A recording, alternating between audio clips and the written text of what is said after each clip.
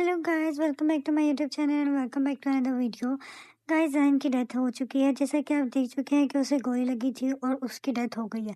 अब इस पे उसका घर वालों पे बहुत ही बुरा इम्पैक्ट पड़ा है, यानी वो बहुत ही ज़्यादा उदास है। मेहरुनिसा को भी इस बात का बहुत दुख है और उसके भाई और माँ को तो होना ही था।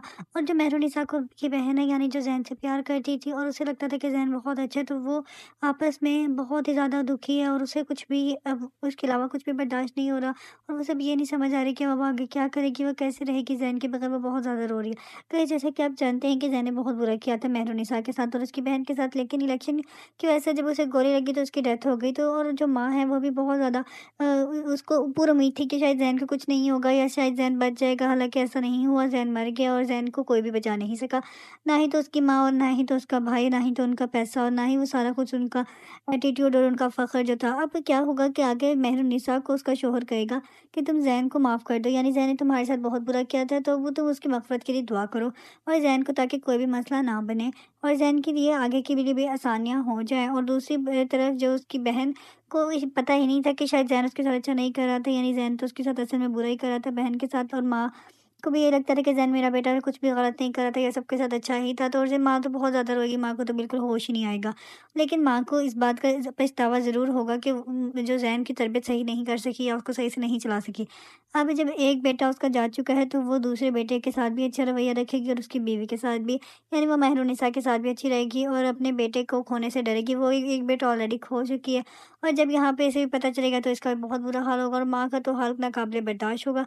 माँ को ये तकलीफ बर्दाश्त ही नहीं होगी और माँ की भी तबीयत बहुत ख़राब रहने लग जाएगी। वो जैसे उसका एटीट्यूड और जो जैसे जिस ज़ोर-शोर से पहले ज़िंदगी जीती थी, वो वैसे नहीं जी सकेगी। सबको इस बात का सुन के बहुत अफ़सोस होगा।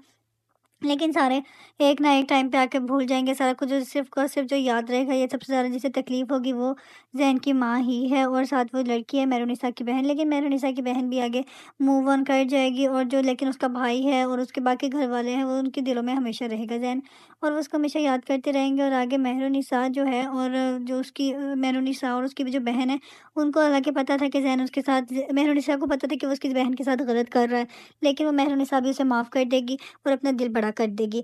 और यहाँ पे जो उसका शौहर है वो हमेशा मेहरुनिसा के साथ बहुत प्यार से रहेगा और जो माँ है वो भी है, उसका एटीट्यूड ख़त्म हो जाएगा और वो भी अच्छे तरीके से रह सकेगी, क्योंकि उसे पता चल चुका है कि वो एक बेटे को खो चुकी है और मज़ीद अगले बेटे को खोना बिल्कुल भी नहीं चाहती है।